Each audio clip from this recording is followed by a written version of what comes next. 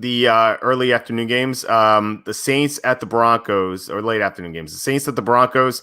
This line opened up Saints minus 5.5. It's still 5.5 in some places. It's 6 in others. So who do you like in this game? Yeah, I like the Saints here. I think this line's too low. Taysom Hill was, as both you and I expected, better than people thought he was going to be, or at least better than the general consensus. Sean Payton, you just shouldn't doubt him. He knows how to run an offense, and he knows what quarterback's going to give him the best chance of winning. And Hill wasn't perfect or anything, but he did pretty well. And near the goal line, he made a big difference with his rushing ability. Him having more mobility than Drew Brees was pretty huge at times. And I think he did a better job of getting the ball to Michael Thomas and jump-starting him than Drew Brees did at any point this year. So I think Hill's going to keep doing that against the Broncos. The Broncos are obviously coming off that big win against Miami, but I still don't think they're a very good team right now. Drew Lock is prone to having just miserable games against bad defenses. He didn't, or against good defenses, rather. He didn't have a bad game against the Dolphins, which frankly surprised me. He threw an early pick, and then after that, he was fine for the most part. But I think he's going to have trouble against the Saints team because the Saints take away the run very well. They've allowed the second fewest rushing yards to running backs to only the Tampa Bay Buccaneers so far this season. So if Melvin Gordon and Philip Lindsay can't get going like they did against the Dolphins, I don't see how Drew Lock's going to keep the Broncos in this one enough. I think the Saints could run up the score here. And just with the way their defense is playing, I think the Saints are looking like a very, very strong team right now. So I'm willing to trust them. My one request to them is they have to get Alvin Kamara involved more. Taysom Hill didn't throw to him at all, which didn't matter in the game plan last week. But against this Broncos team, they're going to have to get the ball in Kamara's hands a little bit more because they've been missing most of their defensive line in recent weeks. So Kamara can take advantage of that. So that's one reason. And then the other reason is they need to have a check down available for Taysom Hill in case some of those shot plays he hit against the Falcons aren't really available for him.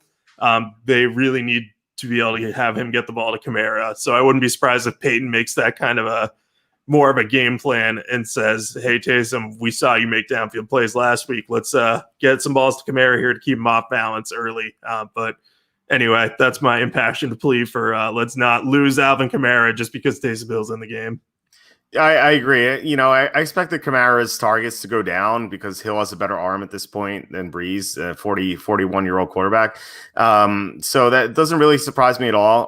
But yeah, I think Kamara definitely needs to be more involved offensively. But yeah, I'm right there with you on the Saints. So Drew Lock, he had like a not terrible game. Like he had some good moments in that game, but he was able to feast on the running game. Like the Broncos ran for 166 yards between the two running backs. They're not going to be able to do that against the Saints. Like I don't even think they're going to get half of that sum because the Saints are just really good against the run. Kind of like you said. So I think that with Locke having to do more, I think that's going to force him into more turnovers. And also the Broncos they were missing their entire defensive line. They've been missing their entire defensive line the past few weeks. And that hurt them a lot in some of the games, but not against Miami. And the Dolphins weren't able to take advantage of that because they don't have a good offensive line. The Saints do. The Saints have a great offensive line. So they're going to be able to push the Broncos around. And I just think this could be an ugly blowout, kind of like you said. Like maybe the Saints run up the score. So yeah, I think I'm right there with you. I like the Saints for like a medium-sized bet, and I think they should win easily. Yeah, and I could easily see the Saints running up the score too. I mean, Sean Payton's got to want to shove it in some people's faces. Everyone was like, "Oh, why would you go to Taysom Hill over Jameis Winston?" It's like, well, we're paying Taysom Hill to be the backup. The only reason he wasn't in game was because the game plan designed for Drew Brees better suits Jameis Winston's skill set, and we can still use Hill in the packages where we have him at tight end if we do that. But, with a full week off to prepare for the Falcons, it was definitely the right move.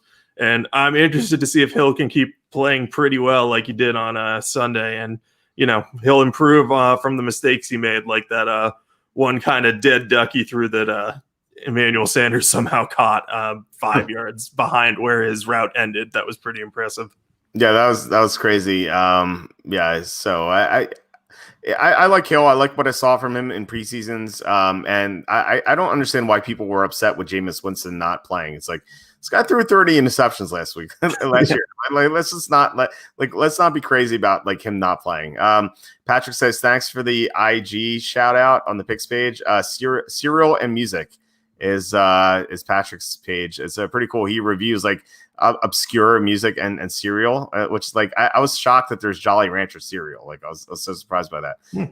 So yeah, check that out. All right. Anyway,